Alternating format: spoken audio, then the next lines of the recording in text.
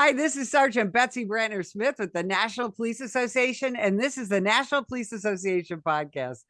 I have a guest today that you absolutely have to meet. She has so much going on and so much to share. I actually wanted to get her on first and foremost to talk about her book you're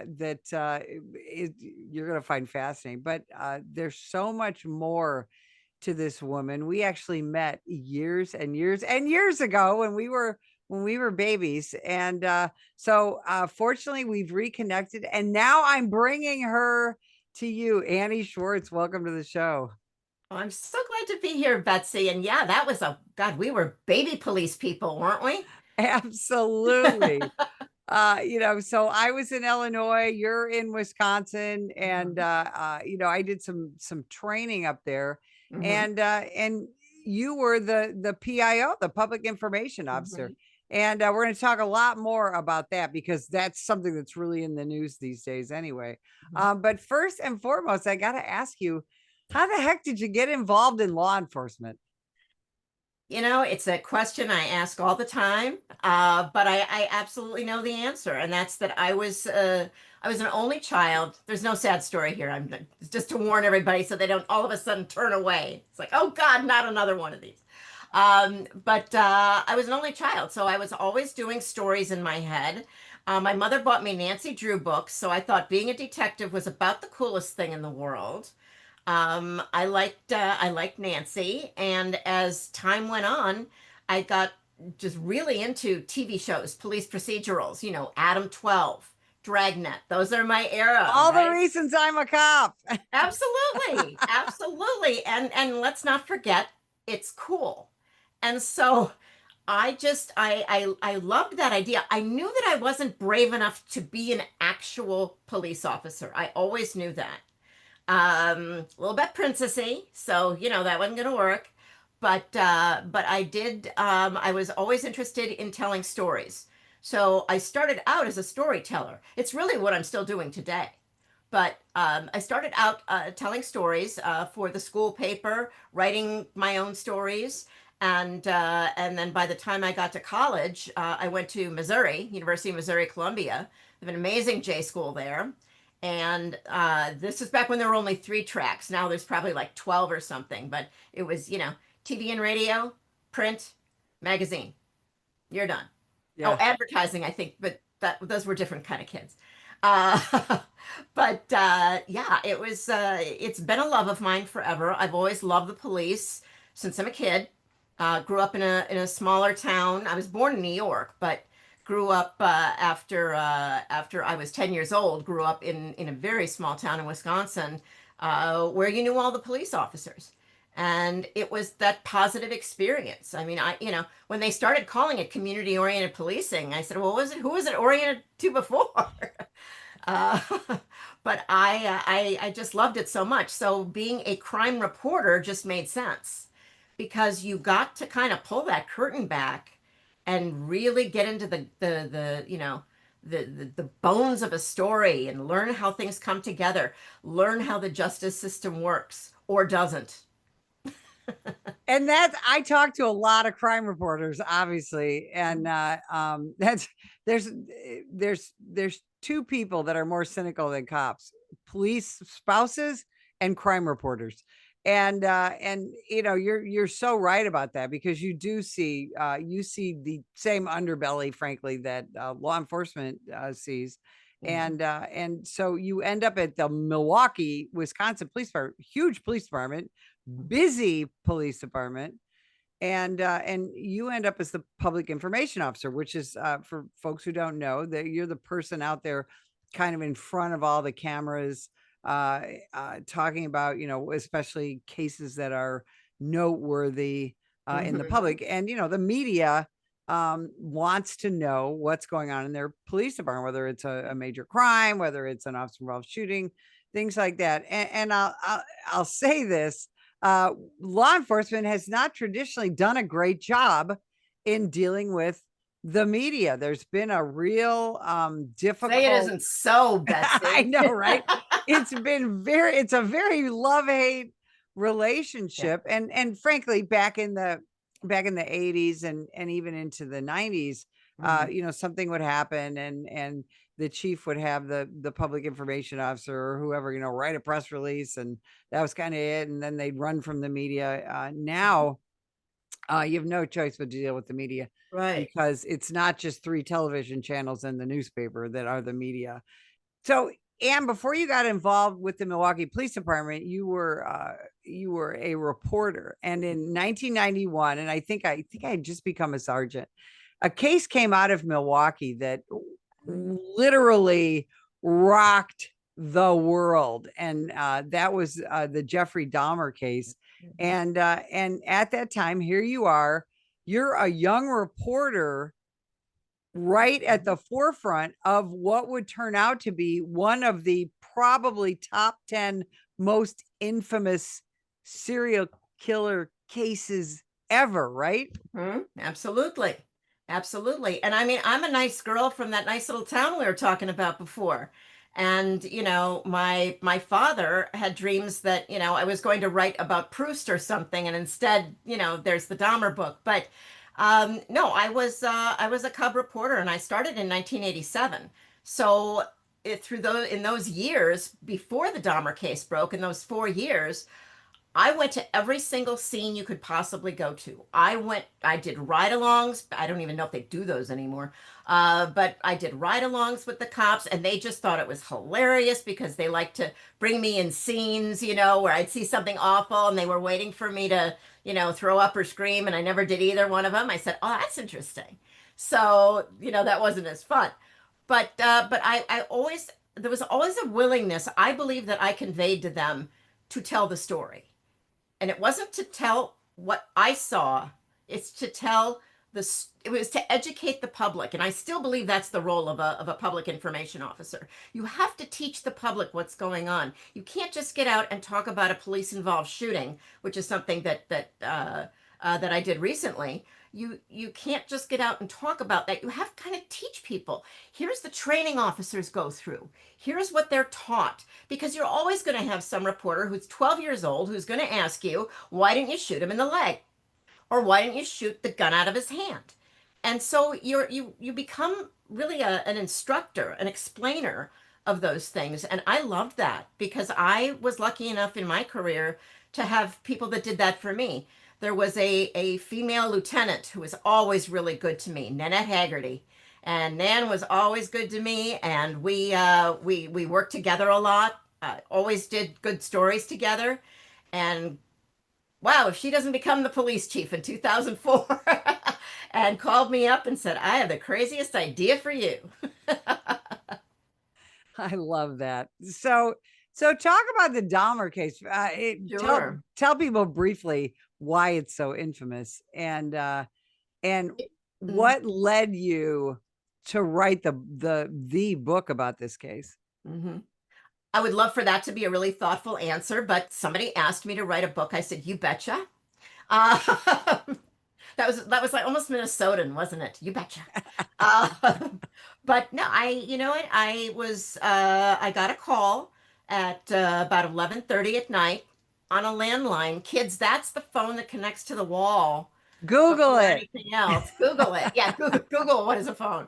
But I got a call from one of my sources, one of my good cops that I had known, and he was one of the first on the scene at an apartment, and his message to me was, Annie, it looks like we've got a guy here who's been like saving body parts in his apartment. It's weird. We don't, there's some Polaroids in here that are like horrible. And I thought, oh, we're having fun with Annie again. This is another one of these things where you get me to come to, a horrible neighborhood at midnight and then laugh because I'm there. But there was something in his voice, Betsy, that was shaken. And I don't see crime scenes that shake very many cops. Certainly, anything that involves kids, Yeah. it's always difficult. But this was something different. This was like a fear, and I never hear that in their voices. So I went, and what I ended up doing is I got there before the detectives were even there.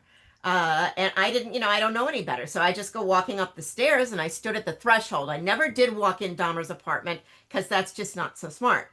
Plus, they were already putting up the tape in front of the door. So I look kind of inside, and then I see Rolf Mueller, who was a cop I knew really well, leaning up against the wall, and he's got his hands over his eyes, and he just looks like he's gonna faint or throw up or something. And he didn't talk. He couldn't talk. So I, kind of creep back outside, and I start to talk to the witnesses. I start to talk to people there. And that's where the story starts to come together. It was this weird guy named Jeff who lived in that apartment. He was a loner. Oh my gosh, stop me when you've heard this one, right? He was a loner. We really didn't talk to him much. But then the one neighbor, gave me one of what is any number of horrible quotes from that evening. We always used to see him taking out a lot of garbage, but he never brought groceries home. It was so weird. Um, and I'm diligently writing this down because I never used a tape recorder or anything. I'm just getting those impressions. And those people were scared. Crime scenes are places where, I mean, people are they're maybe trying to get on TV, although TV wasn't there yet. They were still, doing a hair tease or something at home. And there I was, dressed incredibly inappropriately for a crime scene that was going to be a national story. But I started putting the story together. I started working my sources. I talked to the people who I had always talked to and who I'd always treated fairly, and that was the key right there. So many young reporters, you don't get the Jeffrey Dahmer story by sitting in the newsroom and never leaving your desk. You don't get the Dahmer story by texting everybody and then you never really meet for coffee or you really don't know them. I still work with reporters to this day. I work with them now instead of as one, and I really don't have a lot of use for reporters that I've never met, that never made an effort to say, let's grab a coffee. It Yeah. really is that easy. Yeah, And everybody can be an online warrior, right? But to be a real journalist, you got to go outside. Absolutely. And the cops have to see you go there.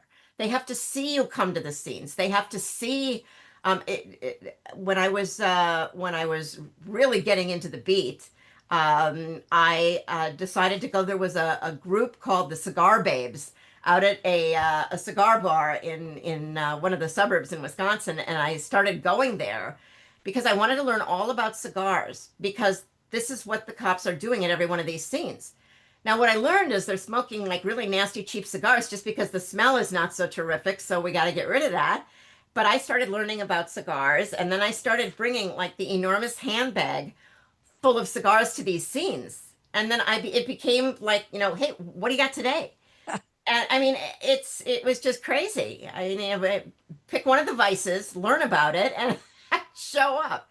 But that's relationship building, Betsy, and that's something that I think that a lot of these PIOs forget to do. And I think that in back in the day when I was covering Dahmer, there was no PIO at the Milwaukee Police Department.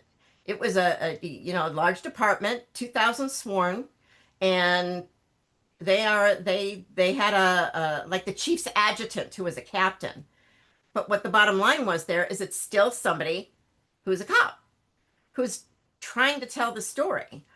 Um, this was a hard story for them to tell because there were any number of awful things we weren't sure you could say on TV. I mean, that was a big deal, or broadcast, or put in a newspaper. As I sit here in my office, I see the headline from the Journal that day, and it says "Body Parts Litter Apartment," because we'd found out that Jeffrey Dahmer was a cannibal. Although when I talked to him, he denied that. He said, that he was just kind of curious because he was very attracted to the men that he killed. Um, he wanted to figure out a way to keep them as zombies. I mean, this is the ultimate, mom abandoned me and I wanted somebody to be in my life, but I didn't want them to ask anything of me. And, that was Dahmer's MO right there. So, interestingly enough, he says, now we are taking the word of a serial killer. right? Right. And we found out that, he had killed 17 men and boys over the period between 1978 and 1991, 13 years spree, sometimes with some pauses in there. And delving into this story was like nothing I had ever seen. And the police officers who were, questioning him, they were like they were like the stranger detectives, right? Because they could go in there, I mean, what is it like to watch somebody do a really good interrogation, right? I mean, it's like good TV. Um, and they connected with Dahmer. And I think if not for those two detectives, we don't get the confession from Dahmer where he laid out every single murder, where he met the person, when he met the person. That enabled the police department to match up everybody and to finally get a hold of families and say, your son is no longer missing. And that's the thing, the closure that this case ultimately brought to Mm-hmm. a number of families is kind of one of the untold um, successes, I guess, if you will, because again, he'd been doing this for so long, Mm-hmm. and the only reason he got caught is his final would-be victim was able to Yeah. escape. Correct? Mm-hmm. Yeah. Right. And two cops were looking for some overtime. Right. I wish it was more dramatic than that. I wish it was one of those dragnet setups, but it really wasn't. They're like, there's a guy walking down the street with a handcuff dangling on his wrist. Let's see what's going on. And they rolled down the window and said, "Hey, which one of us did you run away from?" Right. And then he starts to tell an incredulous story, and that is the beginning. Right. And it was a story that really most street cops would go, okay, kid, sure. Right. And No, and exactly. and so as when you look forward then as a PIO, Mm-hmm. it's true that you really don't know when a something that you're going to be talking about is going to reach the attention of the world, do you? You don't. And sometimes it comes in very strange ways. I had been asked to make some comments to a national television station about the Nancy Guthrie case, comparing it to a case that we had here in Milwaukee of two missing boys that it just seemed like they vanished out of nowhere.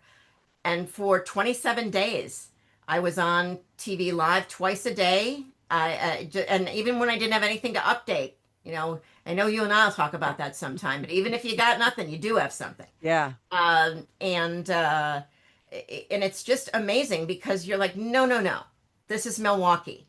This kind of thing, serial killers, that doesn't happen here. And that's really that people couldn't believe it. I believe that the interviews that I did with people that night on that front lawn where they were holding their bathrobes close to their necks, and it was hot. It was a hot July night, but they were still just, and quiet, Hmm. so quiet. And that's not like a crime scene. A crime scene, everybody's screaming and yelling and whatever. And people were just, I wish there was, I really should use my expensive English education to have a better word than they were freaked out, but they were freaked out because they were living amongst this activity that is just now coming out.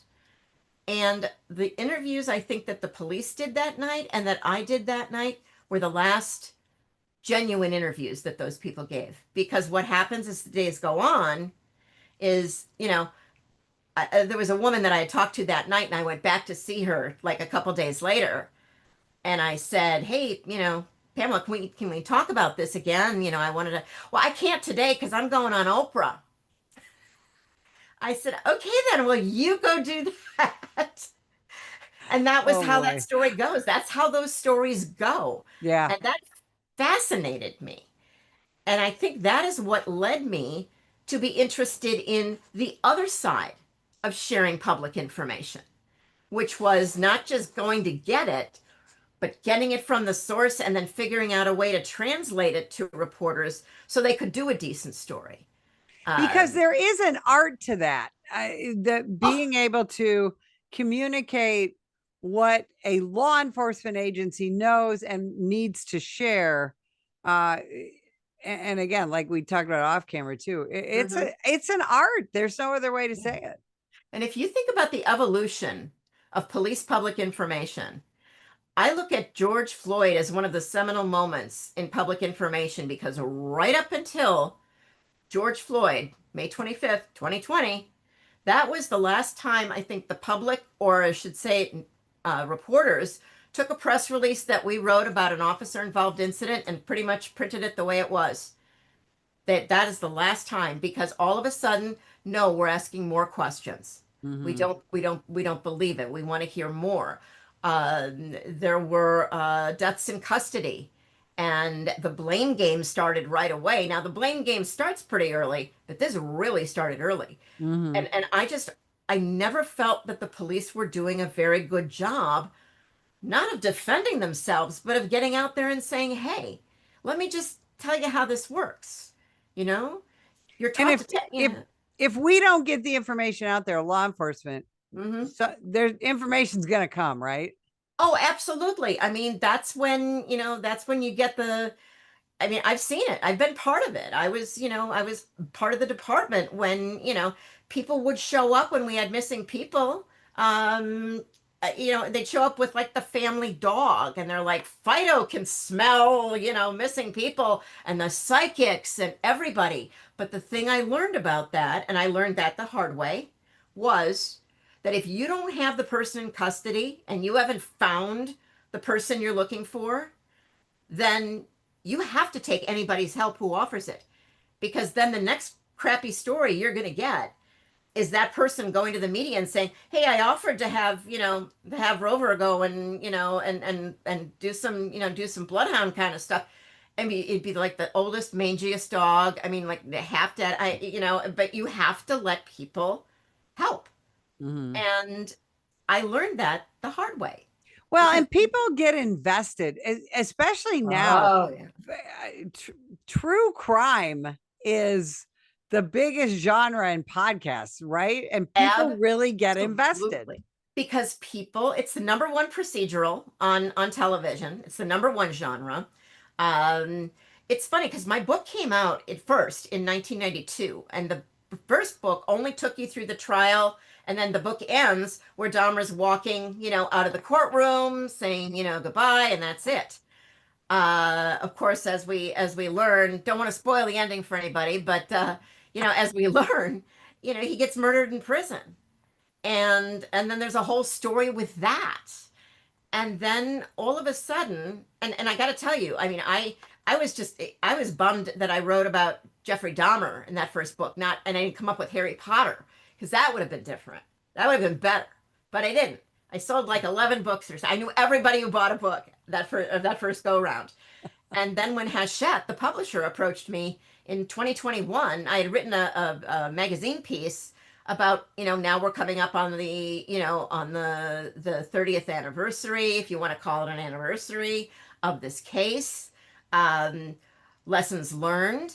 And then I said, well, are you going to keep the first part of the book the way I wrote it? And they said, yes, but unfortunately, some of your expressions don't stand the test of time. And I thought, oh, just okay, whatever. You bet. Go have at it. I mean, I wasn't I wasn't I wasn't Jackie Kennedy, the editor. I was just Right. and so what I ended up doing was they reprinted the first book, and then I added a new afterword that covered the murder of Dahmer in prison. But then I did a "Where are they all now? Where's the prosecutor now? Where is his defense attorney now? What happened to Dahmer's parents? Where, Dahmer has a brother that no one has successfully ever interviewed, or seen. We don't even know what he looks like. They essentially put him in WITSEC after the case Yeah. because he couldn't go through his life as David Dahmer. Um, but when it came out in 2021, it was a number one bestseller on Amazon, and I'm just thinking, where were you guys when I was like eating cat food in 1992? But it wasn't a thing yet, and I think we needed cable TV to make it a thing. because there's nothing you can't show on cable. And I did an interview with a woman who was the executive producer at the time at the TV station that I was working with, and she remembers sitting in that booth with her finger right near the edit button in case anybody would say something awful in court during the trial. And that's Right. what she did for 2 weeks, 3 weeks, was, just be ready, because we didn't think people could handle that. I mean, now I talk about this case to high school groups, and those kids ask me questions that are like, "Does your mommy know you know about that?" Oh, absolutely. My youngest loves true crime stuff. She wasn't even born when this happened, of course.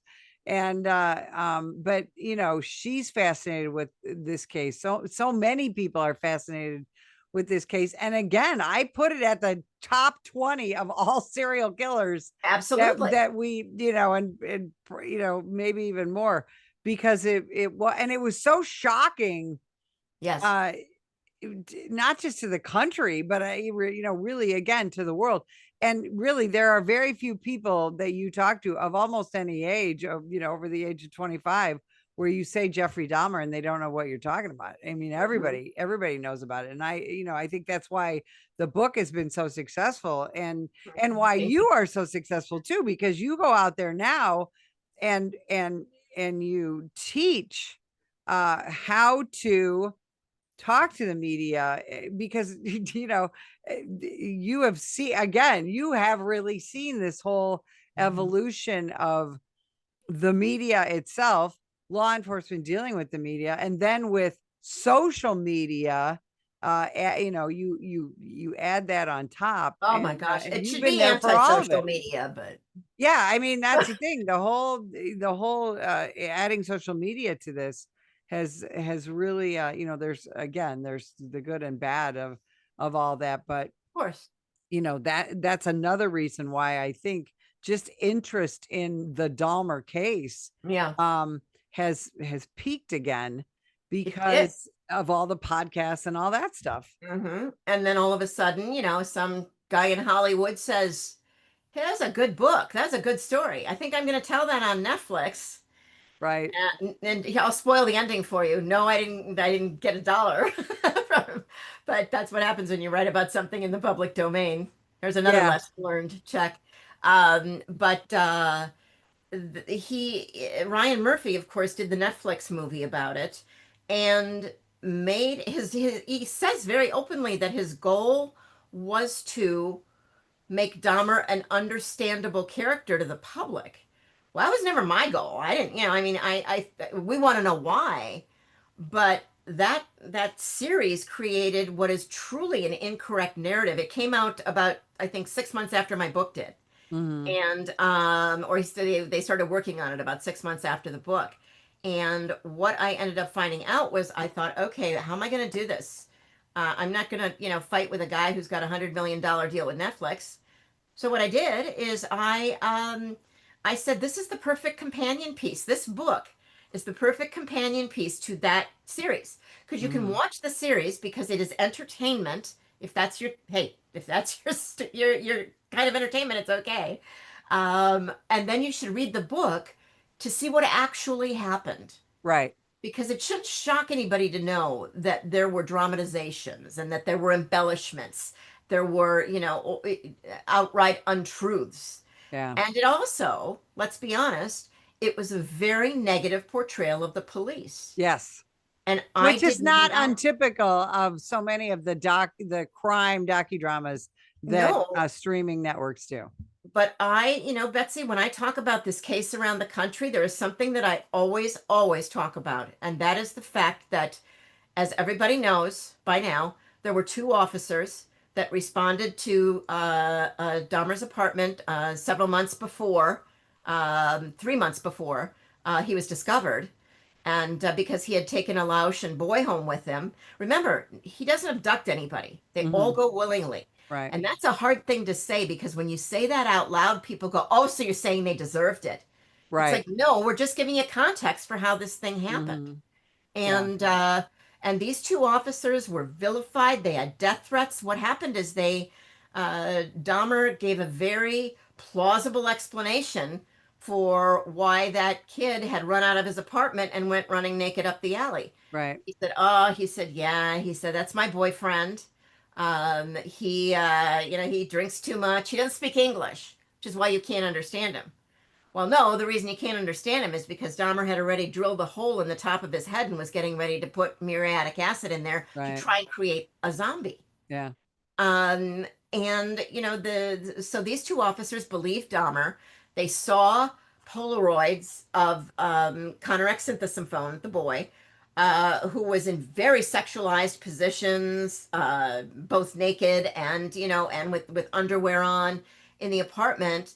They see that. They see his clothes folded neatly on the corner of the couch, and he's not screaming and yelling for help. Right. So what would you like those two cops to do? What probable cause would you like them to use to say, you know what? I bet if we go in the next room, I bet there's a rotting corpse on the bed. Right. Well, there was, but please, Mm-hmm. Yeah. We're all curious in the aftermath. The hardest thing in the world to do is to put yourself in that police uniform on that night and say what were they thinking then. I don't remember knowing what a serial killer really was. I don't remember, I used the word cannibalism, and I remember I had to look it up because I'm like, how do you spell that? And it was, but the police were treated horribly, horribly for their work on the Dahmer case. And I promised those two officers that I would spend at least a minute every time I talk about the case saying that those police officers did not do anything wrong.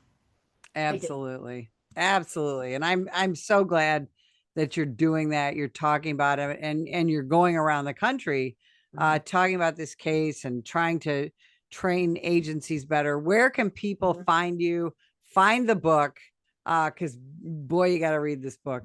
Find you, bring you in, and so that you can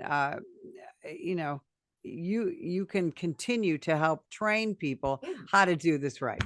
Well, I help them tell their story. First of all, I help them tell their story in a way that's at least interesting to the public, for those stories that are just good, proactive, nice, hey, the cops did a good job stories. But I also help them do it without getting sued, because I have an expertise in litigation communication. So, but you can find my book wherever books are sold. But Amazon has it. You can get the audiobook, and then I can read to you for 5 hours. I don't know why my husband will not listen to that in the car. I don't think it's nice. And then you can also you can get it at Barnes and Noble, just about any place where you buy books. And it is I'm sure you have a website for your podcast. Happy to give you my my email address to put on there. I answer people's questions. A lot of times people reach out to me on different platforms. On Instagram, I'm Ann Schwartz 911, of course. Of course. And on LinkedIn, you can look at my checkered history. Annie Schwartz, you're an amazing person. We're going to do a part 2 to this. Absolutely. So everybody start looking forward to that. But in the meantime, thanks so much for spending so much of your valuable time with us today. And if you'd like more information about the National Police Association, you can visit us at nationalpolice.org. Every day, the brave men and women of law enforcement put their lives on the line to keep us safe. But they need our help to continue their mission. Activist politicians, progressive prosecutors, the ACLU, and the rest of the anti-police forces receive millions in donations from extremist pro-criminal elements like George Soros and woke corporations. The National Police Association is fighting them in courts around the country, including the United States Supreme Court, defending officers who are being attacked for doing their jobs. Additionally, the National Police Association works year-round to pass tough-on-crime legislation to put and keep criminals behind bars. Consider going to nationalpolice.org and donating to keep us in the fight. Together we can win. That is nationalpolice.org.